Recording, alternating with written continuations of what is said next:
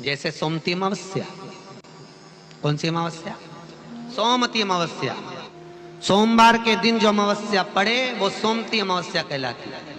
क्या करना पड़ता है उस दिन? पीपल के पेड़ की परिक्रमा करो या तुलसी की परिक्रमा करो या पूजन करो, पाठ करो, कुछ भी करो, पर सोमती के दिन दान करो, पुण्य करो, सत्कर्म करो, भजन करो। तो सोमती अमावस्या का विधान इतना शास्त्र क्यों कहता है कि सारी अमावस्याओं में प्रबल सोमती अमावस्या है? शनिचरी अमावस्या से भी बड़ी अमावस्या सोमती कहलाती है हमारा।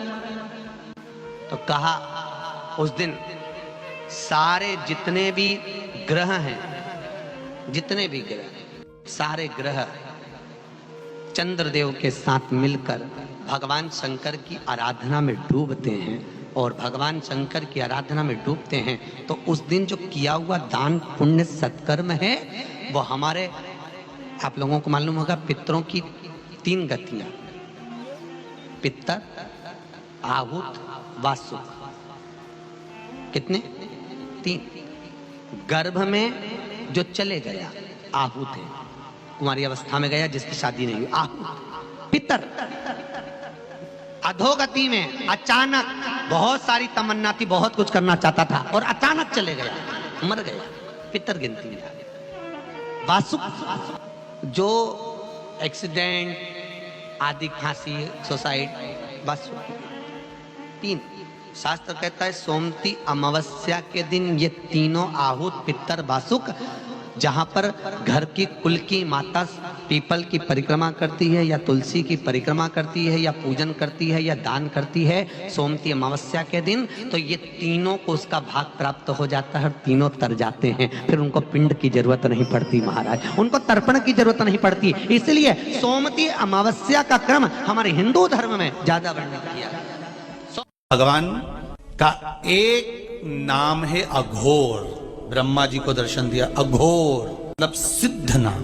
और बहुत ध्यान से सुनना भाई, बहुत प्रयास कर लिया आपने, कामना सिद्ध नहीं हो रही।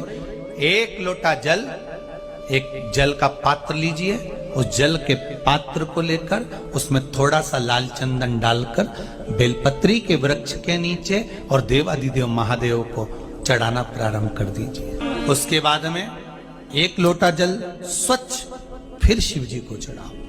श्री शिवाय नमस्तुभ्यं बोलकर आपकी कामना कहकर भगवान शिव पर अघोरेश्वर महादेव का नाम लेकर आप चढ़ाना प्रारंभ करिए।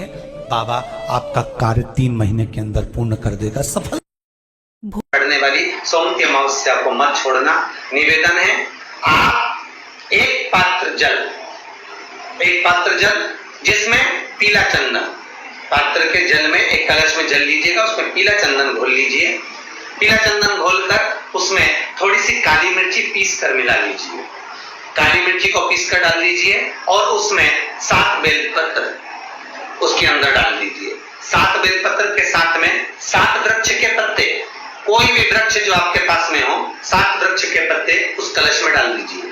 घर से निकलते समय पूरे घर का भ्रमण करते हुए जिस व्यक्ति को रोग बहुत है उस व्यक्ति का स्पर्श कराते हुए वो जल शंकर भगवान के ऊपर समर्पित कर थोड़ा सा जल बचाकर, पत्तियां सब शिव जी को चढ़ाकर थोड़ा सा जल बचाकर शंकर की देहली पर चढ़ा दीजिए, शंकर की चौखट पर, भगवान शंकर के शिवलिंग की